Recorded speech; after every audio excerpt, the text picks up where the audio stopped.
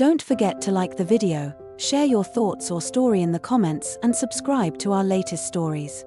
Before I start, tell me where you're watching me from. I wonder which cities and towns will join me in this memory that will follow me for years. It started with something so small that I almost felt silly worrying about it. A faint ache in my side, the kind that comes and goes when you've been sitting too long or maybe lifted something wrong. I remember touching the spot, half expecting to feel nothing, and instead feeling this odd tightness that didn't go away. At first, I ignored it. That's what we do, right? We brush things off because we're busy, because there's laundry to fold, dinners to cook, people depending on us. I told myself I'd sleep it off, but a week later, it was still there. Not worse, but not better either. So, I made an appointment. Dr.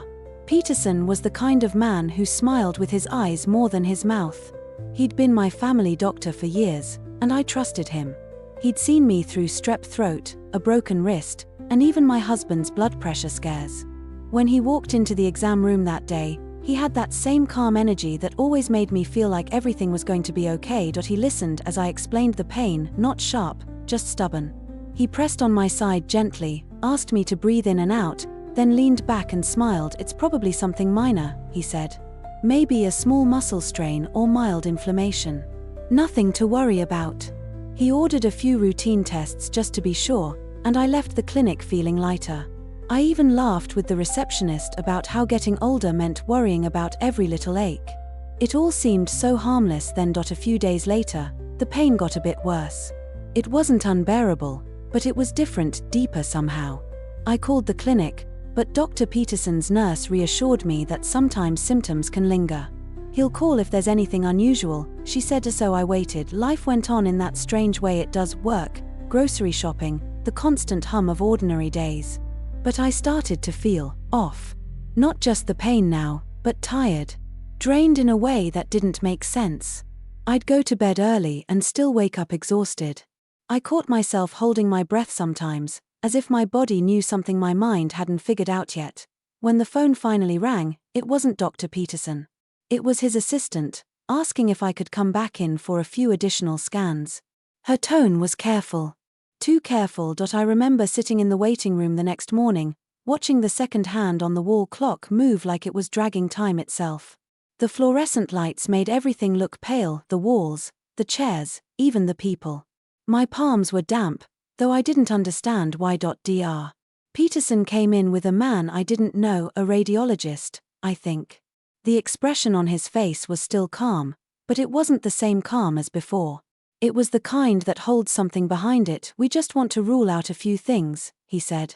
It's nothing serious, I'm sure. But he didn't meet my eyes when he said it. The tests took most of the day. I watched other patients come and go, some smiling, some quiet. I tried reading a magazine, but the words blurred together. I didn't tell anyone where I was, not my daughter, not my sister. I didn't want to cause worry over something that was minor. That night, I sat at the kitchen table long after the dishes were done. The house was quiet except for the sound of the refrigerator humming. I pressed my fingers against the same spot on my side and realized something that made my stomach drop. It wasn't just pain anymore. There was a small bump, firm and unmistakable. My heart started pounding. The next morning, Dr. Peterson called personally. His voice was softer this time, slower. We found something, he said. The world went still. He didn't use big, frightening words, not yet, but I could hear the hesitation between his sentences. It's not what we expected, he added. I'd like you to come in so we can discuss it properly. When I hung up, I sat there for what felt like hours, staring at the phone as if it would tell me more if I just waited long enough. Outside, the wind moved through the trees, and for the first time in years, I felt completely alone in my own house. That night, I told myself not to cry, not until I knew what I was crying about. But the tears came anyway. Not from fear exactly, but from the strange realization that maybe I hadn't been listening to my body for a long time. Maybe this minor thing was my body's way of shouting what I'd ignored for years. I didn't sleep much. Every time I closed my eyes, I heard his words again: it's not what we expected. And deep down, I knew something was changing. Not just in my body, but in the way I saw everything around me. I didn't know it yet, but that small ache, the one I almost ignored, was about to unravel. The quiet, predictable life I thought I had under control. The next morning, the sky looked pale and cold, the kind of grey that makes everything feel slower. I drove to the clinic with my hands gripping the steering wheel tighter than usual. The radio played softly, but I couldn't really hear it, my thoughts were louder. Every turn, every stoplight, felt like part of a journey I didn't want to be on. When I arrived, Dr. Peterson was already waiting. That alone told me more than any test result could. He wasn't smiling this time. He motioned for me to follow him into his office, and as I sat down, I noticed he had closed the door behind me, something he didn't usually do. "I don't want to alarm you," he started, his voice careful, measured, the way someone speaks when they're trying to keep you calm. "But your scans showed a growth we didn't see before. It's small, and it may still be benign, but we need to act sooner rather than later." I remember my breath catching, just slightly. The room felt smaller, the air thicker.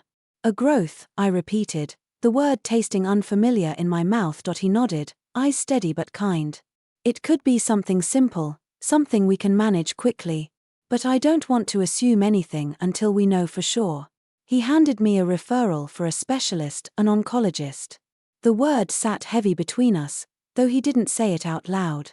I stared at the paper, then at my hands. They were trembling, just a little. The drive home was quiet. I rolled down the window, trying to breathe in the autumn air, but it didn't help. The leaves were changing, golds and reds scattered across the street, but I couldn't see their beauty.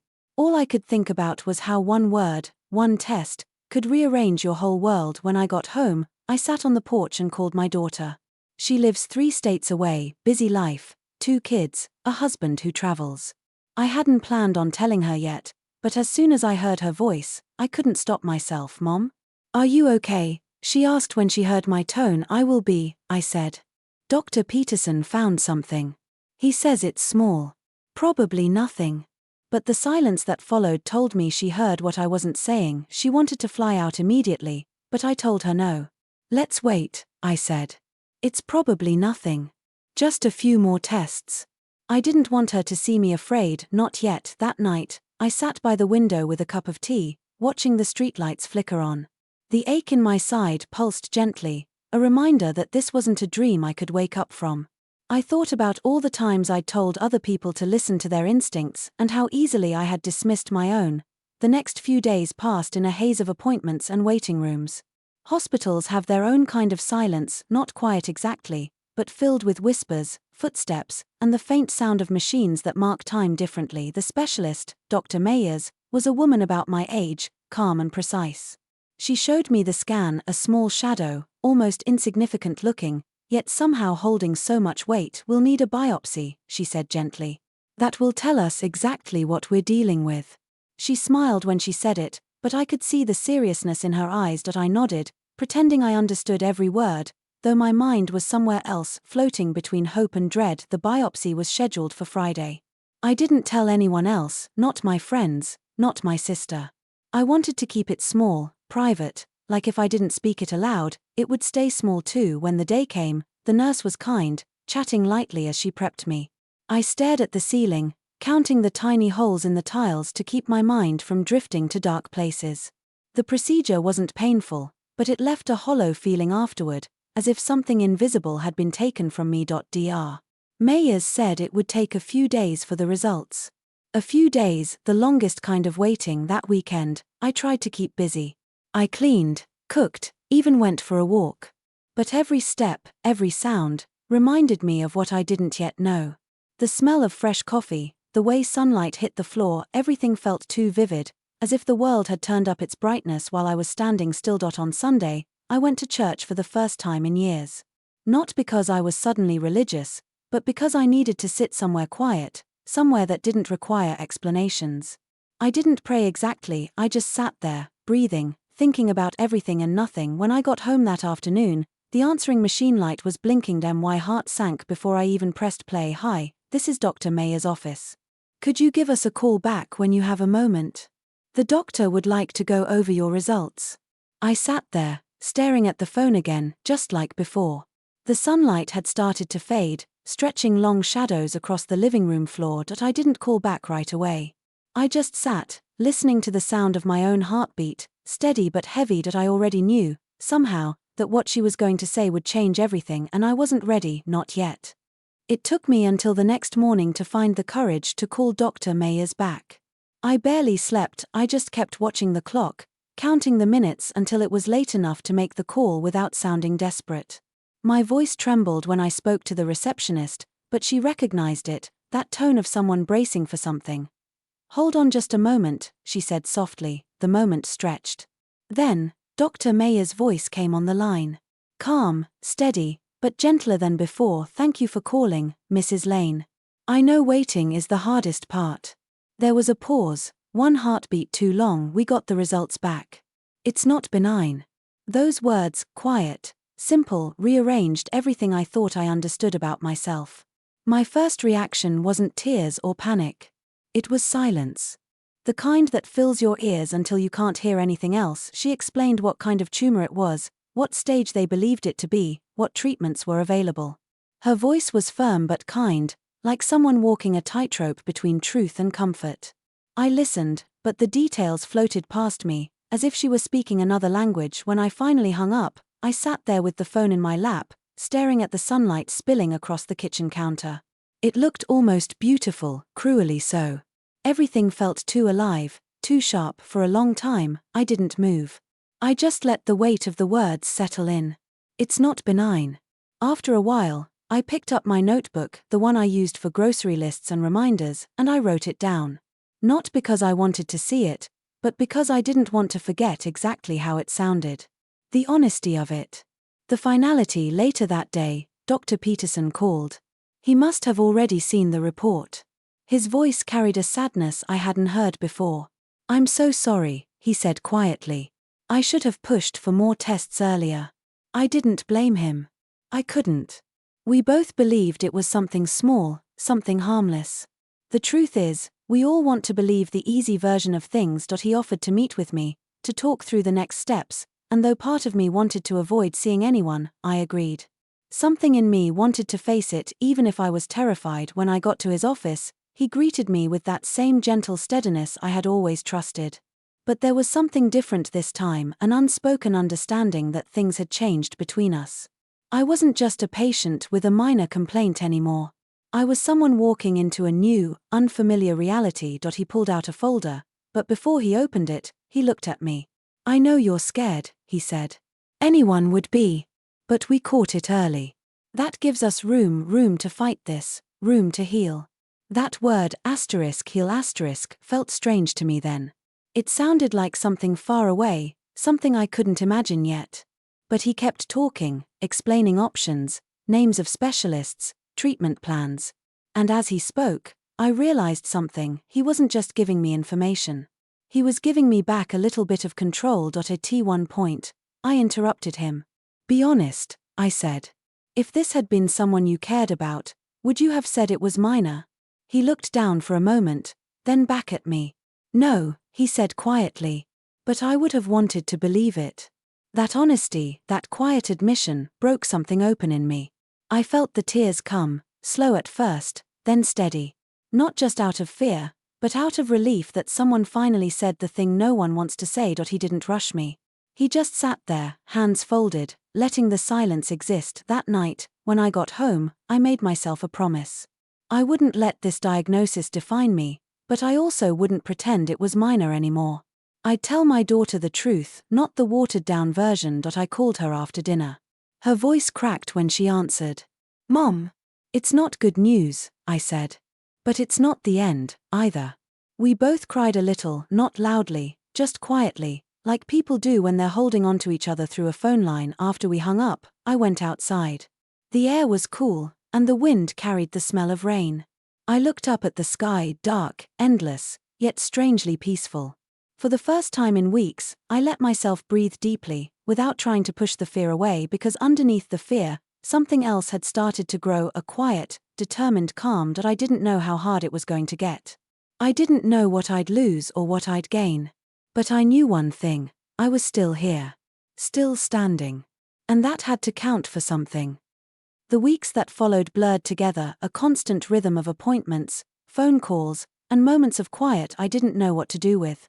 Some days, I felt strong enough to tackle the world. Other days, I could barely make it out of bed. The treatment plan started sooner than I expected. Surgery first, then radiation.